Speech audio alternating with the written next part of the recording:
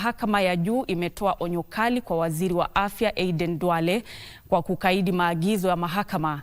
Duale anakabiliwa na adhabu ya kifungo cha kuhusiana na ujenzi wa kituo cha kuwashughulikia wagonjwa wa Ebola kwenye kambi ya wanahewa ya Laikipia. Hii leo Duale alifika mbele ya Jaji Patricia Nyaundi akitaka kuondolewa mbali kwa madai hayo ya kukaidi mahakama dhidi yake, akisema alikuwa amewaagiza wanakandarasi kusitisha ujenzi wa kituo hicho cha matibabu na kusubiri kusikizwa na kuamuliwa kwa kesi hiyo. Leo mwendo wa saa 5:30 asubuhi, Aden Bare Duale alifika mahakamani baada ya kuagizwa kufanya hivyo kwa madai ya kukaidi maagizo ya mahakama.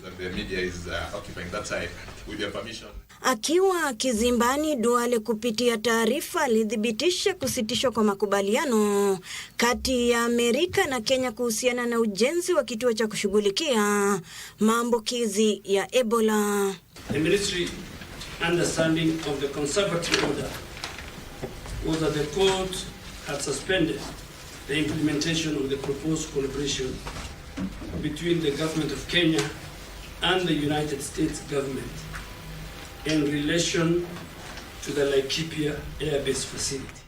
Duale ambaye anadaiwa kukaidi maagizo ya mahakama ya tarehe 28 mwezi Mei mwaka huu na tarehe 2 Juni mwaka huu aliomba msamaha mahakama na akajitolea kudumisha sheria.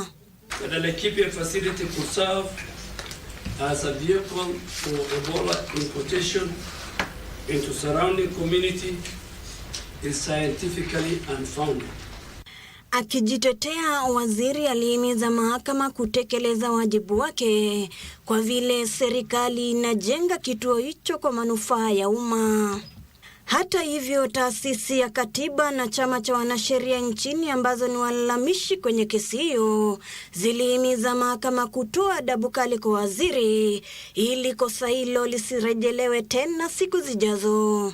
Perhaps an appropriate order might be for him to file in court a status report of the project, so that then any violation or any changes can then it should be one that can restore public confidence in, and that no person, no matter the rank or how mighty one may think to be, we are all below the law.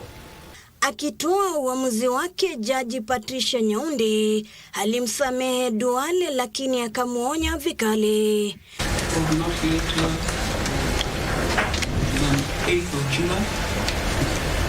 Jaji huyo pia aliagiza kuwa malalamishi yote kwenye kesi hiyo yajumuishwe na kuwasilishwa pamoja.